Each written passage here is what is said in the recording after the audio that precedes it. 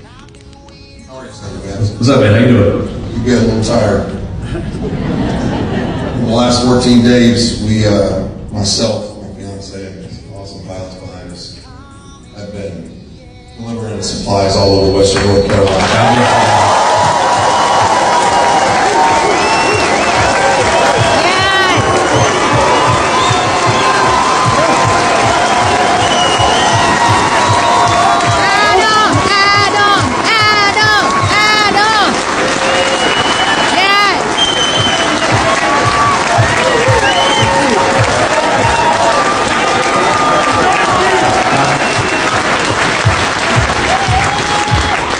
God bless you. We love you.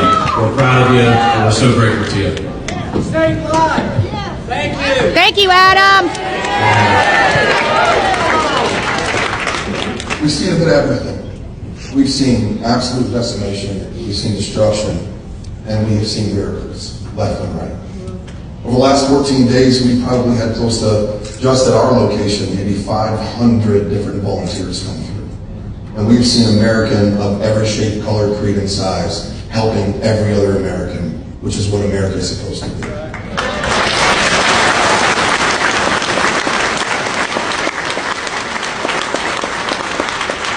There's two big fears that we have.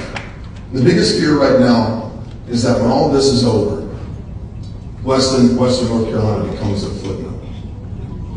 And we don't want that. We don't want that for anybody that's left behind after a disaster, holding it back, trying to rebuild everything that they've lost.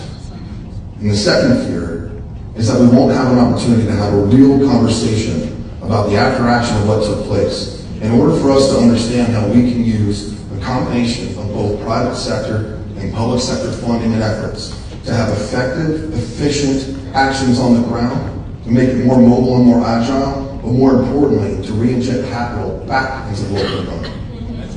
So this is my question. The first thing I'd like to ask is this. Will you and President Trump promise to not forget Western North Carolina if you win the election? We will never forget Western North Carolina.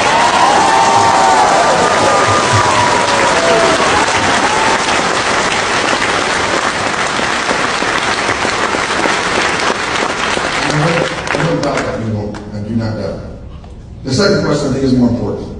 The second question is, when can we sit down and have a real legitimate conversation about overhauling the process of disaster relief in the United States? And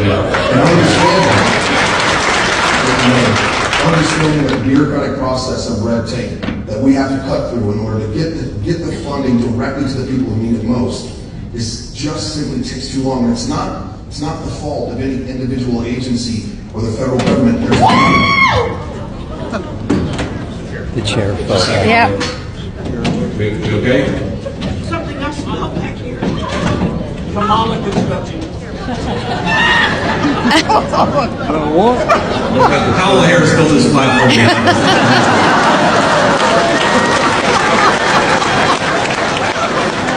I think that lady was meant to be on. We did okay, man? We good?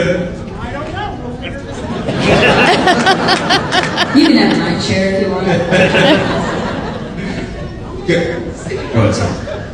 The question is, can we have the conversation about revamping the national disaster strategy so that we can utilize retired veterans and special operations personnel who have been leading the charge hands down in Western North Carolina and effectively provided food supplies and medical aid assistance to thousands and thousands of lives, and revamping the national disaster strategy in the United States so that we can make it more effective? Yeah, man, that's a big question, an important question. Let me just say, I want to reiterate, Donald Trump and I know that the Appalachian region of our country, Western North Carolina, East Tennessee, East Kentucky, West Virginia, Southwest Virginia, has been left behind and forgotten, and we're not going to do it. We're not going to do it in response to this disaster, and we're never going to let the people of that region of our country, the region that really built our country, we're never going to let them be left behind or forgotten. I promise that to you, man. And let me just say about the disaster response. First of all, I want to thank you all for everything that you did, and I want to thank all the private relief agencies, the charities, the Good Samaritans who did their job and took care of their fellow Americans. God bless you guys. We should all be proud of them.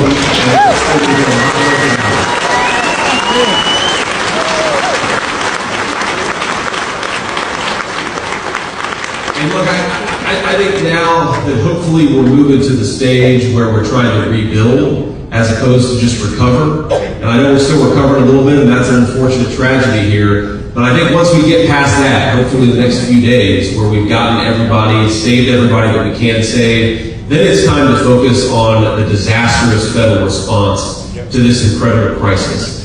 And I think what I've learned is look, 2 days, okay, you have the hurricane, Western North Carolina is underwater. What should have happened is that the president and the vice president should have sent the 82nd Airborne to Western North Carolina back then. Right. Right. I've been talking about that. Have the military help with these. And instead, of course, we had a president at the beach and a vice president at a fundraiser in San Francisco. What you need in times like this is you just need leadership. Because I think, sir, you put it so well, it's not any one agency. And there are a lot of people working on the federal effort who are doing a good job, or at least is doing as good as they can. The problem is all the bureaucratic incompetence. And I was actually talking with Elon Musk about this a few days ago. I mean, Elon, by the way, was like a center-left Democrat 4 years ago. Now he's got a dark MAGA hat right on that. I mean, you're talking about a guy who's pissed off about government incompetence.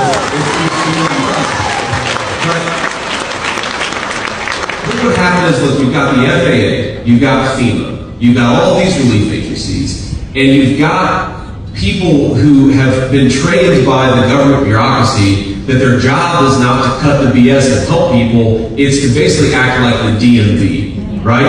And unfortunately, what that means in this case is you've got a lot of people who could have been helped, a lot of lives that could have been saved that weren't. And there's a lot of details to figure out. I'm sure we're going to learn a lot about how corrupt and incompetent our government is. But I think the most important thing here is we try to get to the bottom of how we had such a massive failure. And I'm sorry, think about this. In 2010, the terrible earthquake in Port-au-Prince, Haiti, the 82nd Airborne was there 2 days later. 2 days later. The 82nd Airborne is an hour away from Western North Carolina, and it took 6 days to get them there. That doesn't happen without a failure of leadership. We've got to get to the bottom of exactly what that failure of leadership looked like. And the final thing I'll say, sir, is the only way to fix this is by accountability. It's true in the private sector, it's true in the public sector. If you don't have accountability, in other words, if you don't fire the people who screwed up, it's never going to get better.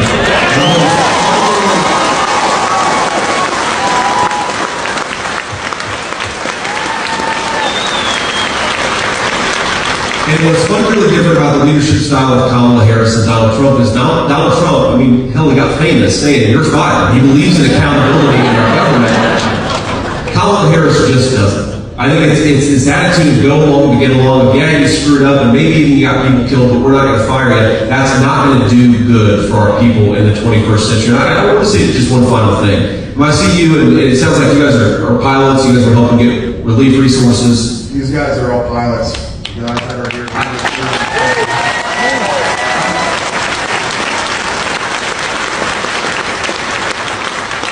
I just want to say, man, I want to be the kind of vice president where you feel like I have your back and that I haven't left you behind. And I know that Donald Trump wants to be the kind of president that will always have your back and never leave you behind. We are so proud of you. We're so grateful for you, and we're going to fight for you when we're in the White House. God bless you guys. Thank you.